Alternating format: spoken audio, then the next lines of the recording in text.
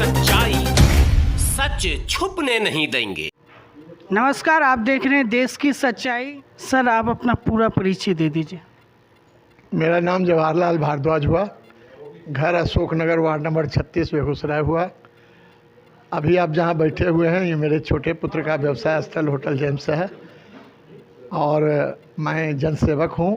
विगत 21 साल से जनता की सेवा में लगा हुआ हूँ और यही मेरा परिचय है। सर, आज का कार्यक्रम का क्या उद्देश्य था? पूज्य नीतीश बाबू, पूज्य राजीव रंजन बाबू उर्फ ललन बाबू, पूज्य उमेश कुशवाहा बाबू, उपेंद्र कुशवाहा बाबू, पूर्व प्रदेश अध्यक्ष वशिष्ठ बाबू का स्नेह और आशीर्वाद मुझे मिला और मुझे इस योग्य समझा कि बेगूसराय नगर क्षेत्र का जिम्मेदारी आप निभाइए, संगठन को मजबूत कीजिए और संगठन को मजबूत करने के लिए एक जिम्मेदारी वाला पद दिया जाता है। नगर अध्यक्ष मुझे बनाया गया है। मैं कोशिश करूंगा कि मैं उन लोगों के विश्वास पर 100% सटीक उतरूं, सही उतरूं। और आज जो हमने प्रथम बैठक किया, 7 तारीख को मुझे पत्र मिला और आज 14 तारीख को मैं अपने साथियों के साथ एक बैठक किया। उसमें मुख्य रूप से हमारे जो सेक्टर अध्यक्ष हैं, सेक्टर प्रभारी है और हमारे नगर के जो महत्वपूर्ण साथी हैं, उनके साथ आज बैठक किया। एक विचार अन्वय विनय हुआ और आगे के रणनीति बनाने पर हम लोगों ने विचार किया और आगे फिर हम लोग एक सप्ताह में बैठक करेंगे। अब जो मेरा बैठक होगा वो हमारे जितने वार्ड सदस्य हैं, जिनको अध्यक्ष और सचिव कहते हैं, 45 वार्ड में, उनके साथ बैठक करूंगा। उसके बाद 25 वार्ड के एक साथ, 20 वार्ड के एक साथ जो हमारे बूथ अध्यक्ष और सचिव हैं, उनके साथ बैठक करेंगे और कितना हम मजबूती प्रदान कर सकते हैं अपने संगठन को, उस पर हम सारा फोकस मेरा होगा। और हम उम्मीद करते हैं कि आने वाले समय में जदयू बेगूसराय में निखरेगा, सोना की तरह निखरेगा। और हमारे इस विश्वास का मूल कारण है हमारे जितने साथी हैं, सारे ऊर्जावान हैं, विवेकवान हैं, विद्वान हैं, समर्पित हैं और जुझारू हैं। और आज उसी का बैठक था और आपने तो शिरकत भी किया। मैं देश की सच्चाई को धन्यवाद देना चाहता हूँ कि आपने अपना बहुमूल्य समय निकाला और इसको कवर किया। हम चाहते हैं कि आपके चैनल के माध्यम से समाज में संदेश जाए कि जदयू के जो भी कार्यकर्ता है वो नीतीश कुमार हैं, जदयू के जो भी कार्यकर्ता है ललन बाबू हैं, जदयू के जो भी कार्यकर्ता है उमेश बाबू हैं, उपेंद्र बाबू हैं, वशिष्ठ बाबू हैं और जो हमारे वोटर्स हैं वो भी वीआईपी नीतीश बाबू हैं। नीतीश बाबू से भी वो ऊंचे हैं, उनके वोट से ही हमारे नीतीश बाबू आज मुख्यमंत्री हैं, अपने राज्य के विकास का काम कर रहे हैं। इसलिए हम वैसे जो वोटर्स हैं हमारे, जो हमारे समर्थक हैं, उनको नमन करता हूं, प्रणाम करता हूं और मैं आशा देता हूं कि आपके साथ कुछ समस्याएं होगी जिसके निदान में हम लोग जितना सक्षम हो सकेंगे उसका पूरा करेंगे। जैसे सर, अभी लगातार नगर निगम का जो मेयर पद के चुनाव के लिए तमाम कैंडिडेट अपने अपने मीडिया चैनल पर आके अपना अपना बयान दे रहे हैं सर, और इस मेयर चुनाव को लेकर क्या आपके मन में चल रहा है? आपको मैं जानकारी दूं कि 2002 में मैं नगर पार्षद बना था। 2007 में जनता ने फिर मुझे सेवा का मौका दिया, नगर पार्षद बना और उसके बाद उप मुख्य पार्षद हुआ, जिसको लोग उप डिप्टी मेयर बोलते हैं। और 4 साल तक मैंने वो काम किया। और हमारे जो चाहने वाले हैं, जिन्होंने मेरे काम को देखा है, उनके दबाव में हुआ कि नहीं, एक बार और आप उप महापौर का चुनाव लड़िए और उप महापौर अगर आप बन जाते हैं तो समस्या को जैसे पूर्व के भांति आप समाधान करते आए हैं, वर्तमान समस्या को भी निदान करने में आपका काफ़ी सहयोग मिलेगा। इसलिए हमने एक अपील जारी किया है। उस अपील को मैं आपको दिखा देता हूं। उस अपील में हमने सुझाव मांगा है। मैंने जो विगत 9 साल तक काम किया था उसका विवरण दिया हूं और आगे जो मैं काम करूंगा उसका विवरण दिया हूं। और हमको लगता है कि जनता का आशीर्वाद मुझे जरूर मिलेगा। महापौर के दौर में बहुत सारे लोग हैं, इस पद पर भी बहुत सारे लोग होंगे, लेकिन जनता मालिक होती है। जनता सूझबूझ वाले हो गए हैं। पहली वाली जनता नहीं है कि पति जिसको कह दिया पत्नी उसी को वोट देंगे। पत्नी भी अब सोचती है कि वोट किसको देना है। इसलिए हमारे वोटर मालिक अगर हमको चाहेंगे तो दोबारा हमको फिर उप महापौर को के चुनाव में जिताकर भेजेंगे। सर बेगूसराय की जैसे कि नगर निगम क्षेत्र की प्रमुख समस्या क्या है सर? बेगूसराय का मुख्य समस्या जो है वर्तमान में वो जल निकासी है, और जल निकासी के ऊपर बहुत ज़्यादा लोग फोकस नहीं किए। मैं अपने कार्यकाल में एक योजना का प्रस्ताव दिया था कि बेगूसराय के जल जमाव से मुक्ति चाहते हैं नगरवासियों को, तो यहाँ से बेगूसराय से रजौरा तक एक बड़ा ढक्कनदार नाला ले जाइए और रजौरा सोती में ट्रीटमेंट प्लांट लगाइए, उस पानी को स्वच्छ करके उस सोती में निकाल दीजिए। वह सोती आगे तक मोहनपुर होते हुए गंडक में जाती है और वह पानी खेतों के पटवन में काम आएगा, किसान भी उससे फ़ायदा उठाएंगे। लेकिन क्या कारण है मुझे वो पता नहीं है क्यों नहीं उसको लिया गया। दूसरा है कि अभी सीवरेज, मैं एक चीज़ कन्फ्यूजन दूर करना चाहूँगा कि सीवरेज में सिर्फ आपके शौचालय का पानी बाहर जाएगा, आपके स्नानागार का पानी बाहर नहीं जाएगा, सिर्फ शौचालय का पानी जाएगा। और जो बारिश के पानी है और स्नानागार का पानी है वो नाला के थ्रू ही जाएगा। इसलिए नाला जहाँ तक डेवलप किया जाना चाहिए था सिस्टमेटिक ढंग से लेवल में, वो नहीं हुआ। उसी का परिणाम हम लोग आज तक भुगत रहे हैं। तीसरी बात है जलापूर्ति का। जलापूर्ति का भी कार्य चल रहा है। जलापूर्ति तो बहुत सारी जगहों पर हुआ है। मैं पीएचडी का कंट्रैक्टर रहा हूँ, मुझे बहुत तजुर्बा है इस बात का कि जब तक जलापूर्ति को उस जल को साफ़ करने का प्लांट, आयरन रिमूवल प्लांट नहीं लगाएंगे, वह पानी स्वच्छ नहीं होगा तो कपड़े धोने में भी काम नहीं आएगा। इसलिए हमारा फोकस होगा कि पाइपलाइन से आपूर्ति जो हो वो पीने योग्य हो, व्यवहार करने योग्य हो, किचन में काम होने योग्य हो। जहाँ तक अतिक्रमण है, आप देखते हैं कि रोज़ जाम लगती है और उसमें एम्बुलेंस रुक जाते हैं, बच्चों की पढ़ाई प्रभावित होती है, समय पर स्कूल नहीं जा पाते हैं। तो उसके लिए मेरा एक ब्लूप्रिंट है कि काली स्थान चौक से एसएसपी चौधरी तक 60 फीट चौड़ा सड़क है, उस इंक्रोचमेंट को हटा के, पोल हटा के, ट्रांसफार्मर हटा के 2 वे कर दें ताकि आवागमन सुविधाजनक हो जाए। जो भी हमारे फुटकर दुकानदार हैं जिन्हें सबसे ज़्यादा प्राथमिकता जगह देने की बात होनी चाहिए था, तो मैं अपने कार्यकाल में उन लोगों को स्थल देकर पाइप से ब्रैकेटिंग कर दिया था। बाद के कार्यकाल में वो सब खत्म हो गया।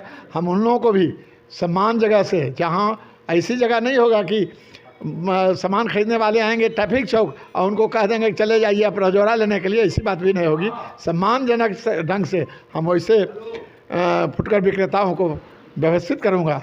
सबसे बड़ी समस्या है बस स्टैंड से निकलने वाले गाड़ियों का जाम लगता है, तो उसके लिए मेरा प्लान है कि उसको 2 रूट में किया जाए। पूर्व की जाने वाले के लिए बस स्टैंड अलग हो और पश्चिम की ओर जाने वाले के लिए अलग हो।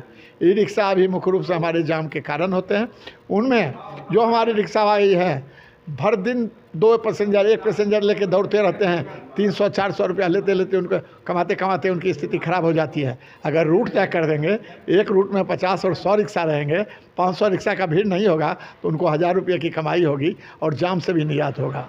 ऐसे बहुत सारी योजनाएं हैं जिस पर मेरा मंथन है और मैं प्रयास लगा रहूँगा। सबसे बड़ी बात है, सबसे ड्रॉबैक है हमारा कि हमारे रेलवे लाइन के बगल में हमारे झुग्गी वाले कैसे रहते हैं। हम तो कहते हैं कि कोई भी आदमी 1 घंटा उनके घर में रह लें तो मैं समझूंगा, उनकी व्यवस्था अभी तक नहीं हो। उनको घर दिया जाना चाहिए।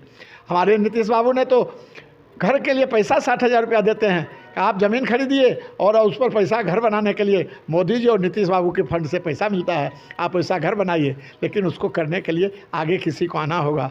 नगर पार्षद आते हैं, काम करते हैं, लेकिन जो होना चाहिए वह नहीं हो पा रहा है, वह किए जाने की आवश्यकता है। कचरा प्रबंधन कुछ सुधार हुआ है कि बेगूसराय में एक जगह डंप किया जाता है जेल से पहले, वहाँ से कैरेज करके जहाँ इसको जाना चाहिए वहाँ ले जाया जाता है। बाघा में ट्रीटमेंट प्लांट लगा है कच्चे कचरे का, उसका ट्रीटमेंट जितना बड़ा प्लांट पर होना चाहिए नहीं हुआ है, उसको करने की ज़रूरत है। और सफाई व्यवस्था आप जो वर्तमान में देख रहे हैं कि सफाई और कर्मियों की नियुक्ति वो एनजीओ के थ्रू किया जा रहा है। अगर एनजीओ के थ्रू होता है तो दुर्भाग्य होगा, क्योंकि हमारे जो कार्यकर्ता है, जो कर्मी हैं, बरसों से काम करते आ रहे हैं, जो गंदगी उठाते हैं, और उनको आज अगर नौकरी से निकाला जाता है तो इसका घोर विरोध करूंगा। इसके लिए मैं धरना अनशन भी करूंगा और मैं चाहूँगा कि उनके हक मिले। बाद के लोगों की नियुक्ति नहीं कीजिए, कोई बात नहीं है, लेकिन अभी तक जितने हमारे कर्मी हैं उनको अस्थायी नियुक्ति होना चाहिए।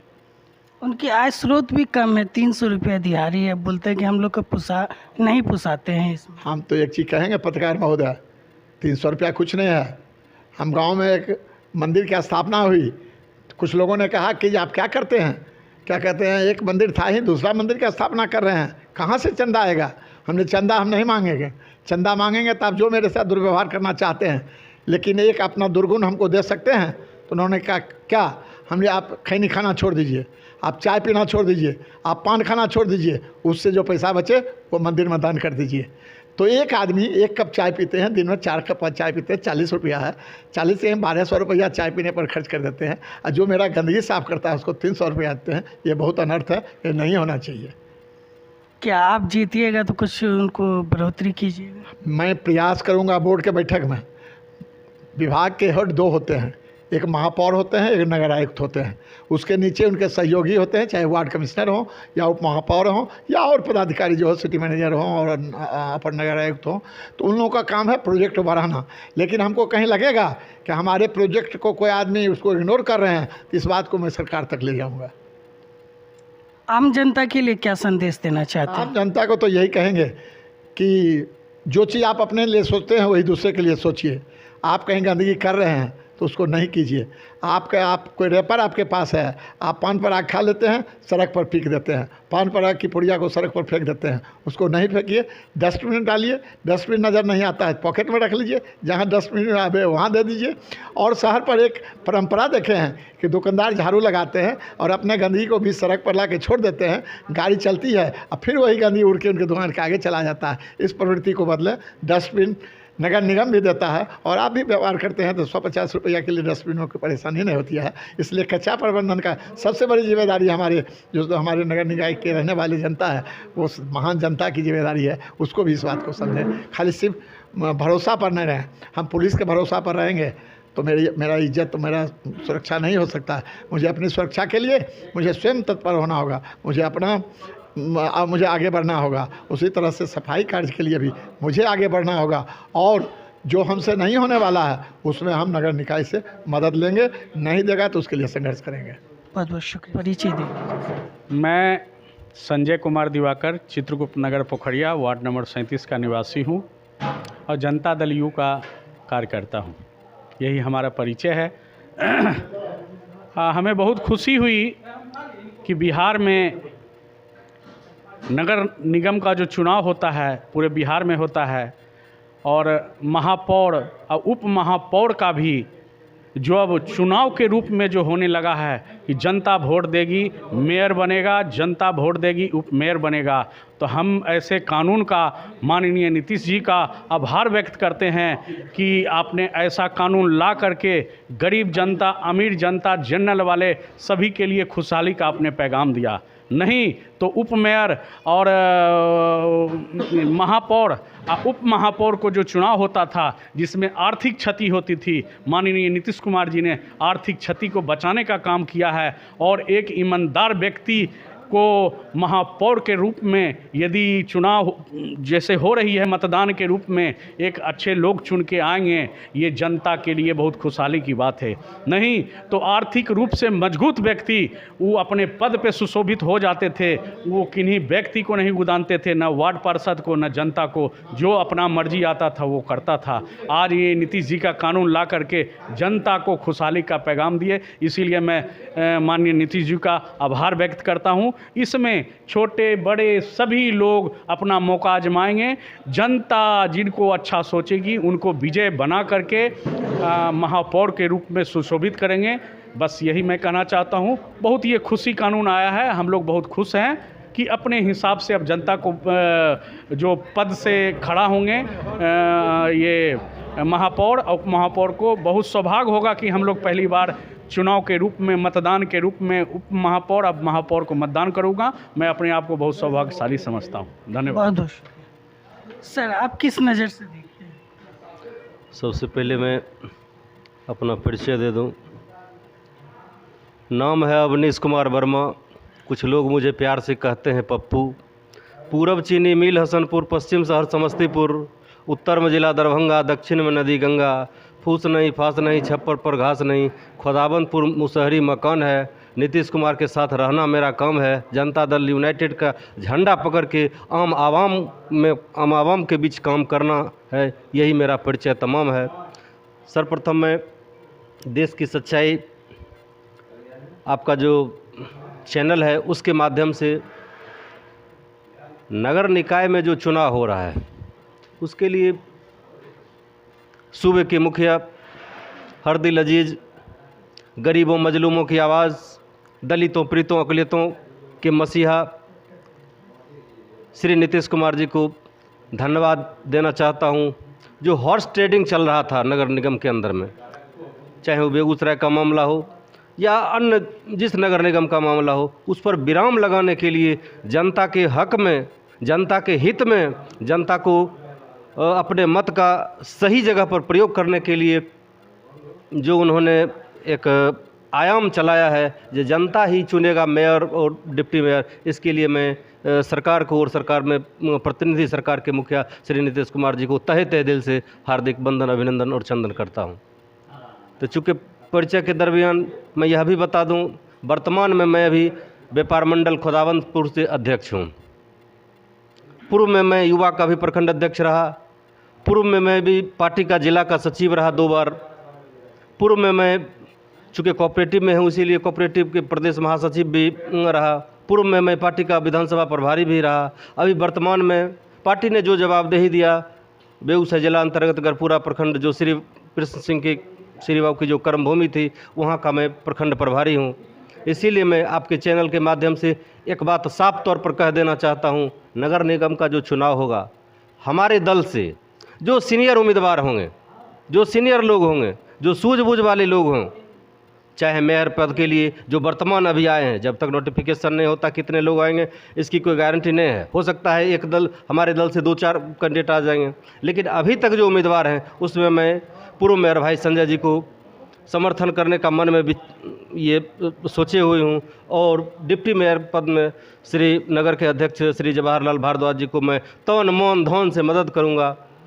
और उनसे मेरी गुजारिश होगी कि आप जब मेयर और डिप्टी मेयर का पद को सुशोभित करेंगे तो खास करके आपने जो बताया, आपका जो कार्य अनुभव रहा है, आपने जो उस पद को शीर्षस्थ पद को सुशोभित करते हुए आपने जो कार्य प्रणाली अख्तियार किया है, और वर्तमान में जो नगर की जो विधि व्यवस्था है, वर्तमान में जो कचरा प्रबंधन की स्थिति है, वर्तमान में जो फुटकर विक्रेता की स्थिति है, उसको एक जगह समायोजित करके एक बाज़ार का निर्माण दे करके और फुटकर विक्रेता भाइयों को और ख़ास करके जो कचरा उठाते हैं उनके हित में न्यूनतम मजदूरी जो अत्यधिक हो, उनके बीमा की बात हो, उनके बाल बच्चे की पढ़ाई लिखाई की बात हो, उनके रोज़गार की बात हो, और शहर में जो जल निकासी की समस्या हर एक साल रहती है, उससे निदान दिलाने के लिए, उससे निजात दिलाने के लिए आप, और चूँकि श्री जवाहरलाल भारद्वाज जी ने एक मेमोरेंडम दिया है, इसमें सारा पूरा डिटेल से दिया हुआ है, पूर्व में जो इन्होंने काम किया है और आगे जो इनकी कार्य योजना होगी,